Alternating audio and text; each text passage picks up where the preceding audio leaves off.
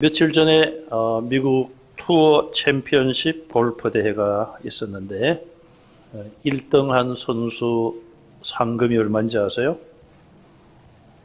179억입니다. 우리 한국 임성재 선수가 한타 차로 1점 차로 2등을 했는데 77억 상금을 받았어요. 문산에 웬만한 아파트 한 20채 살 수가 있겠죠. 20채 이상을. 세계 정상급의 선수가 된다는 것은 매우 어려운 일입니다. 특히 운동선수들 정해진 규칙을 잘 지켜야 되고 또 열심히 훈련을 해야 됩니다. 또 자기만의 특별한 어떤 기술, 자기에게 맞는 기술을 구비해야 될 것입니다. 그뿐 아니라 선수의 의지, 또 훈련의 양, 이런 것들에 승리가 달려 있습니다. 우리 대한민국 출신 선수 가운데 현역 축구 선수 가운데 축구를 가장 잘하는 선수가 누구죠? 예, 우리 찬양대 팬이 많으신 것 같습니다. 손흥민 선수죠. 아버지가 어려서부터 아주 엄하게 특별 훈련을 시켰습니다. 저도 스포츠에 좀 관심이 있는 편인데 운동선수들, 축구선수들 특별히 우리나라 국가대표들도 많이 옛날부터 있었지 않습니까? 전후반 90분 경기를 하는데 그 선수를 비춰주는 그 카메라가 잡는 시간은 11명 선수로 나눈다면은 글쎄요. 한 선수에게 한 5분 정도, 또 많이 가면은 10분 가까이 카메라가 갈 수 있어요.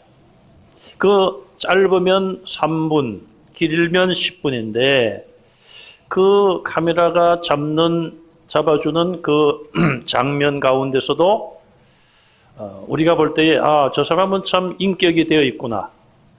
축구를 잘할 뿐 아니라 인격을 갖추어 있구나. 반대로 그렇지 못하구나. 그런 판단이 그 짧은 시간에 그 중계 장면을 통해서 나타나는 경우들이 들어 있습니다. 여러분들도 아마 그걸 느끼실 건데요. 저도 그런 것을 느낄 때가 많이 있어요. 저는 손흥민 선수가 지금 영국 프리미엄 리그에서 작년에 득점왕을 하지 않았습니까? 그 정도면은 세계의 탑 클래스의 선수임에 분명해요. 그럼에도 불구하고 그가 경기장 안에서나 밖에서 보여주는 그런 말과 행동, 또 그에 대한 어떤 뉴스 같은 걸 들어보면은 정말 인간적으로도 인간성이 되었다. 아직은 그렇습니다. 계속 은퇴할 때까지 그러면 좋겠는데 참 사람이 괜찮다. 그런 생각을 해봅니다. 어쨌든 기술도 필요하지만은 그러나 인격도 더 중요한 것이죠. 그런 실력을 갖춘 사람이 인격까지 갖추면은 존경을 받을 수가 있죠. 그런데 그렇지 못한 선수들도 꽤 많습니다. 교만하게 자기를 과시하는 그런 사람들도 있어요. 자, 예능 부분도 마찬가지라고 생각을 해봅니다. 음악이나 미술 분야 끊임없이 연습을 하고 그 연습을 통해서 실력이 향상될 수가 있을 것입니다. 사업도 마찬가지고 또 직장에서 우리가 어떤 일을 할 때도 마찬가지라고 생각을 합니다. 사업가가 모두 다 성공하지는 않습니다. 다른 사람보다 앞선 자만이 성공을 할 수가 있는 것이고, 그래서 모든 결과는 그저 공짜로 주어지는 것이 절대적으로 아닙니다. 우리 그리스도인들의 삶도 마찬가지입니다. 그냥 우리가 예수님 믿고 구원받았다고 해서 그냥 가만히 있으면 되는 것이 아니라 우린 끊임없이 하나님의 말씀 앞에 머리를 숙여야 되고 결단해야 되고 또 의지를 가지고 말씀을 생활 중에 실천하는 그런 모습이 있어야 합니다. 영적인 훈련, 경건의 훈련이 반드시 우리에게는 필요합니다.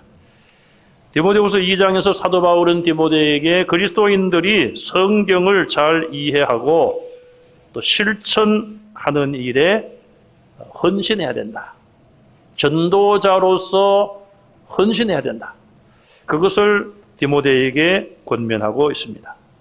바울은 먼저 2장 서두에 디모데에게 다른 사람에게 믿음을, 복음을 전수해야 된다. 다른 사람에게 또 가르쳐야 된다. 그렇게 이야기합니다. 2절에 보시면 내게 들은 바를 바울이 디모데에게 전한 말씀들, 복음이고 천국의 말씀이며 예수님의 가르침. 자, 그런 바울에게 들은 그 복음을 디모데 너는 또 다른 충성된 자들에게 부탁하라. 그들이 또 다른 사람들을 가르칠 수가 있다. 즉 바울에게 듣고 배운 것을 가지고 가만히 간직하지 말고 다른 사람에게 전달을 하라는 것입니다. 400m 계주나 1600m 계주 굉장히 스릴이 있죠. 어릴 때 보면은 운동회를 하는데 학교에서 천군 백군으로 나눠가지고 하루 종일 도시락을 먹어가면서 김밥을 먹어가면서 하루 종일 응원을 하고 열심히 천군 백군으로 나눠서 열심히 경기를 합니다. 맨 마지막에 계주 경기가 남아있어요. 400m나 뭐 800m 계주. 거기서 이기면은 이기는 거예요. 그러면은 뭐 온 그냥 어린이들이 다 일어나가지고 천군 백군을 응원하지 않습니까? 그러면은 열심히 100m나 50m 자기가 달려야 될 길을 열심히 달려가지고 그 바톤을 다음 주자에게 넘겨줘야 돼요. 그래서 이런 올림픽 같은 데도 보면은 실수를 해가지고 바톤을 떨어뜨리게 되면은 뭐 워낙 단거리다 보니까 바톤을 떨어뜨리면은 메달 안에 메달을 딸 수가 없게 되죠. 내가 열심히 달리는 것도 중요하지만은 어떻게 보면 그것보다 더 중요한 것은 다음 주자에게 안전하게 바톤을 전달하는 것.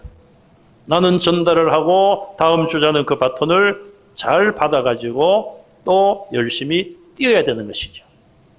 그래서 우리가 바톤을 받는 것도 중요하지만은 다음 주자에게 바톤을 넘기는 것도 굉장히 중요합니다.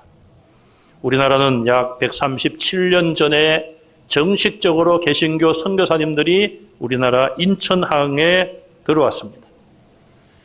그리고 비교적 짧은 시간 안에 우리 한국교회는 자립을 했습니다. 자립할 뿐 아니라 비교적 짧은 시간에 다른 나라에 선교사님을 파송했습니다.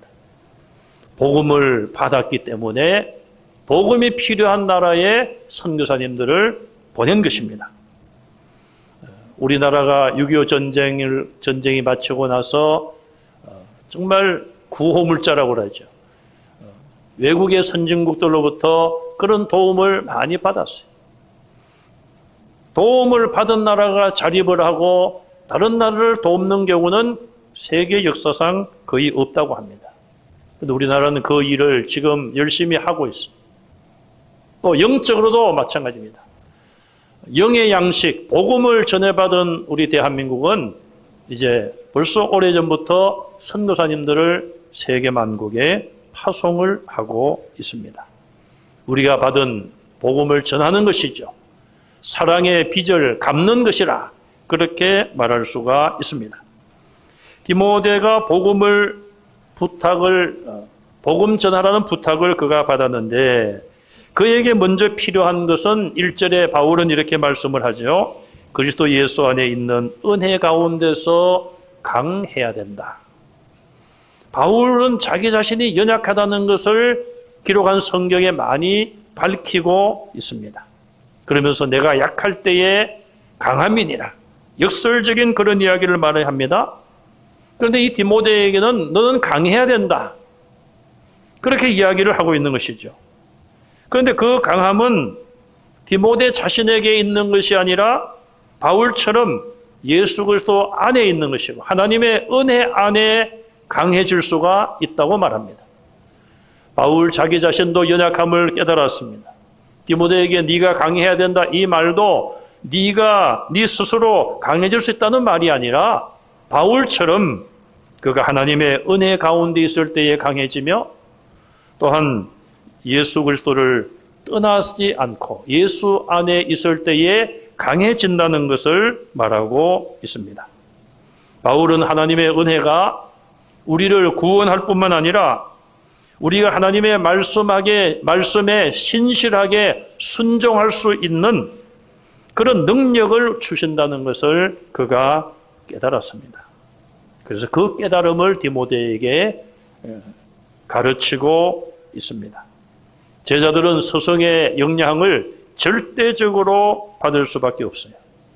스승의 실력이 없고 확신이 없으면 제자들을 가르치기가 힘듭니다. 사도 바울은 하나님의 은혜 가운데 강하게 붙잡혔어요.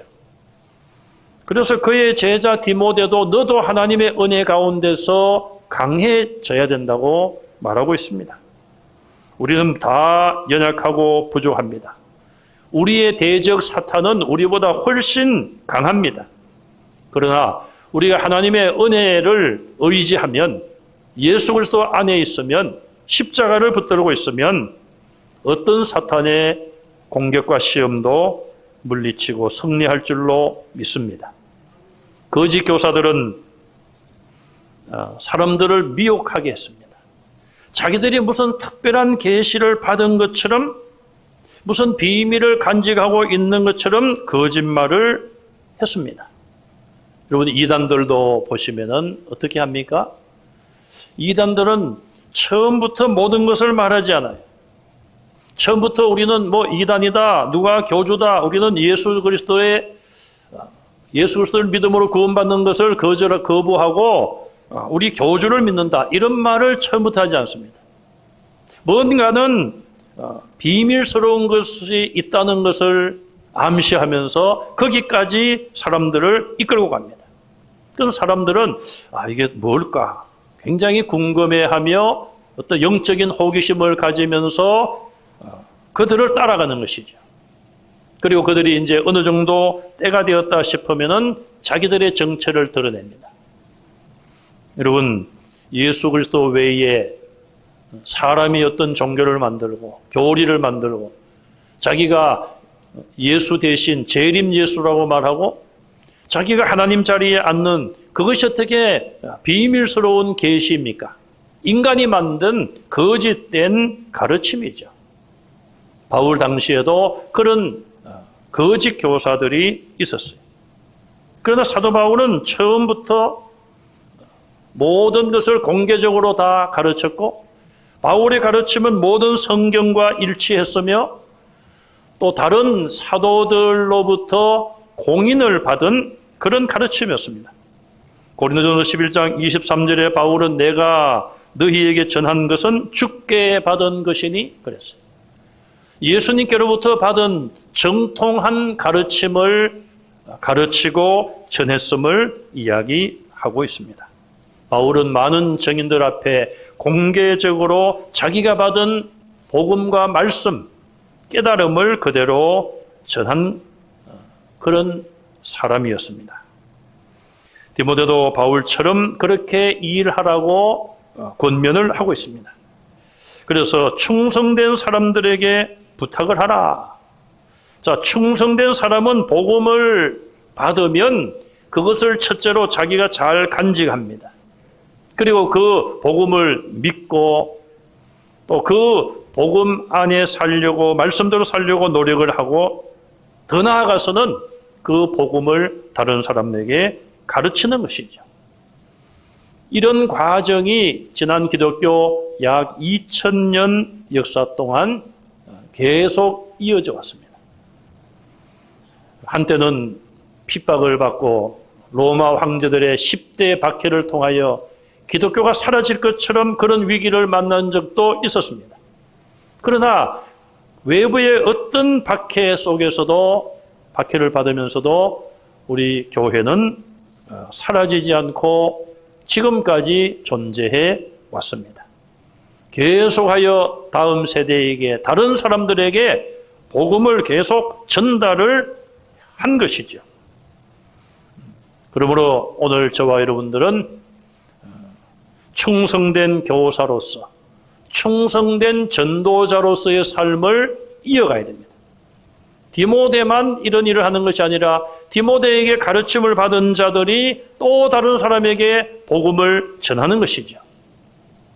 제가 지난 여름 성경학교 우리 유초동부 때 가서 제가 그런 부탁을 어린이들에게 했습니다. 한 사람이 한 명만 전도하자. 한 30여 명 왔는데 그러면은 60명이 넘을 것이 아니겠는가. 그런 당부를 제가 했는데요. 정말 우리는 복음을 받아서 가지고 있는 것이 아니라 또 다른 사람들에게 우리는 이 복음을 전하고 바울의 말처럼 부탁을 하면 그들이 그 복음을 받아 믿을 자는 믿게 되고 또 믿는 자 중에서도 적극적으로 그 복음을 또 다른 사람에게 전할 사람이 반드시 있게 되는 것입니다. 이 모든 일들의 시작은 복음을 전함으로부터 시작되는 것입니다. 내가 복음을 받았는데 나에게서 이 복음이 멈춘다면, 다른 사람에게 전달되지 않는다면 이 복음의 확장, 하나님 나라의 확장은 어려운 것입니다. 제가 오늘 그런 이야기를 했습니다. 이번 주간에 새벽기도 이제 남전도의 헌신 주간이라서 우리 남전도의 회원들이 새벽기도를 많이 나와요. 한 10분 정도 이렇게 더 평소보다 나오십니다. 그래서 보니까 예배당이 꽉 찬 느낌이 들어요. 그리고 새벽기도 인원이 한 50명쯤 지금 이제 올라와 있습니다. 우리 한국교회는 그동안 뭐 반드시 그런 건 아니지만 대체적으로 새벽기도 인원이 주일 출석의 11조다. 10% 정도다. 대체적으로 그게 맞아왔어요. 우리 교회도 코로나 전에는 한 50명 정도 이렇게 새벽기도 인원이 계속 이어졌고 주일 출석도 한 500명 선 그렇게 계속 모였었습니다. 이 코로나로 인하여서 주일 출석도 줄고 새벽 예배도 줄고 다 줄었어요. 근데 이제 50명이 모여서 제가 앞으로 주일날 500명이 오면 좋겠다. 예배에 그런 생각을 하고 그런 이야기를 나누었습니다. 자, 어쨌든 우리는 복음을 받은 자로서 전해야 될 그런 책임을 가지고 있으며 그것을 하지 아니하면 한국교회 장래는 어둡습니다. 지금 이 코로나가 아니더라도 인구가 줄지요. 아이들이 적습니다. 옛날에 오래전에 70년대 우리 문산교회 주일학교 이야기를 들어보면은 뭐 그냥 이 예배당도 아니죠. 이 이전의 예배당 훨씬 좁은 예배당이고 성경학교라면은 이 창문을 다 열어놓고 창문 밖에서도 막 이렇게 아이들이 보기도 하고 뭐 한 300명, 400명 이렇게 모였다는 거예요. 성경학교 하는데. 뭐 여러 가지 물론 바뀐 것들이 많이 있습니다만은 그 당시는 또 이 초등학교가 뭐 오전반, 오후반에서 뭐 몇천 명이 전교생이 몇천 명이 되고 그랬대요. 뭐 여러 가지 상황이 우리에게 좋지는 않습니다. 그렇다고 해서 우리가 그냥 아무것도 하지 않고 다 포기하고 다 실망하고 그냥 가만히 앉아 있으면은 아무런 역사도 일어나기가 어렵습니다. 다시 한번 우리가 뭐 주일학교뿐 아니라 우리 교회 전체가 회복이 되고 또 부흥의 불길이 타오를 수 있도록 우리는 전도에 힘쓰고 또 전도를 위해서 여러분들이 기도해 주시기를 간절히 바랍니다. 제가 이런 가운데서도 감사한 것은 지난주에도 우리 새가족부 1부, 2부 다 해서 수료한 분들이 꽤 여러 분 수료를 했습니다. 등록도 많이 하시고 또 다른 교회에서 장로님, 권사님, 집사님으로 계시던 분들이 오셔서 새가족부 과정을 공부를 다 또 마치시고 그리고 수료를 하시고 또 세가족분들 한 분 한 분들을 보면은 정말 너무 귀한 재능을 가지고 계신 분들도 계시고 믿음이 훌륭한 분들도 계시고 오셔서 봉사를 하는 분들도 계시고 참 너무너무 제가 감사하는 그런 마음을 가집니다. 우리는 다시 처음으로 돌아갔어. 옛날 것은 다 잊어버리고 다시 이제 시작하는 마음으로 전도하는 일에 우리가 힘쓰고 전도할 때에 그런 역사들이 나타날 줄로 믿습니다. 제가 지난번에도 말씀을 드린 것 같은데요. 우리 교회 집사님이 처음에 마스크를 본인이 사서 교회에다 기증을 했어요. 처음에 작년인가 그렇겠죠? 작년인가 마스크를 사가지고 기증을 했어요. 그걸 포장을 해가지고 우리가 이제 전도부에서 또 성도인들이 나가서 전도를 했습니다. 그 중에 한 분이 그걸 딱 받아가지고 딱 보니까 마스크거든요, 마스크. 그분이 마스크 공장하는 사장님이에요. 그래서 저기 선유 산업단지 쪽에 이제 다른 지역에 계시다가 오셔서 막 사업을 이제 시작을 하고 병원에 입원했었는데 잠깐 나왔는데 그걸 받은 거예요. 그래서 교회를 정하려고 생각하던 중에 그걸 받고 우리 교회 등록을 하셨어요. 이분이 한 50만 장을 기증을 해가지고 저희가 교회 또 우리 세계에 있는 선교사님들 그 단체 또 총신대학 거의 여러 군데 거의 다 나눠줬어요. 이제 뭐 조금 남아 있습니다만. 자, 어쨌든 저는 너무 그런 어떤 헌신과 그런 것들이 너무 귀하게 여겨져요. 그래서 이 모든 일들은 전도함으로써 시작이 되었어요. 우리 문산포 교회가 처음에 시작될 때도 이 지역에서 뭐 노름을 하고 그냥 그런 분이 예수님을 믿고 변화되어 가지고 교회 앞장서서 봉사하고 전도하는 그런 분으로 바뀌어지고 우리 지난번에 그 CTS에서 만든 그 영상을 보셨죠? 참 잘 만들었더라고요. 그분이 막걸리를 가지고 막 마시다가 이 막걸리가 성경적으로 싹 바뀌더라고요. 전도를 받고 예수님 믿고 그렇게 바뀌어졌다. 이 모든 일의 출발은 전도입니다. 전도. 복음을 전하는 것입니다. 자, 그런데 바울은 디모데에게 이 충성된 정인들에게 복음을 전하고 이렇게 부탁하면서 세 가지 비유를 여기서 들고 있습니다. 첫째는 3절 4절에 보시면은 좋은 군사가 되어야 된다. 좋은 병사가 되라 그랬어요. 사도 바울은 그리스도인의 삶이 영적인 전투라는 것을 그가 알았습니다. 그래서 좋은 군사는 고난을 잘 이겨내고 참아야 된다는 것을 이야기하고 있습니다. 전쟁터에 최전방에 나가서 싸우는 병사들, 어떤 환경도 잘 이겨내야만 합니다. 그러지 못하면 전쟁에서 이길 수가 없어요. 최전방에 나가 있는 병사들은 최선을 다해서 싸웁니다. 어떻게 보면 오히려 후방에 있는 군인들이 뭐 불평하고 불만스러움을 가지는 것 같아요. 그것이 아니라 우리는 정말 최전방에 가서 목숨을 걸고 전쟁하는 병사들처럼 우리 그리스도인 십자가의 군병들도 영적인 전쟁의 최전방에서 사탄과의 싸움, 죄와의 싸움을 우리는 해야 되는 것이죠. 그래서 오늘 본문에 보시면 병사는 자기 생활에 얽매이는 자가 없다. 그렇게 말합니다. 자기를 희생하고 자기를 헌신해야 됩니다. 예수님을 따라갔던 12명의 사도들, 자기들의 직장을 버렸습니다. 사업장을 떠났습니다. 사랑하는 가족들 곁을 떠났습니다. 자, 여기 보면은 병사는 자기 생활에 얽매이지 않아야 한다. 여기 얽매인다는 말이 나오죠. 얽매인다. 이걸 다른 말로 하면은 뒤얽힌다. 막 헝클어져 가지고 막 뒤엉켜져 있다. 그런 뜻이.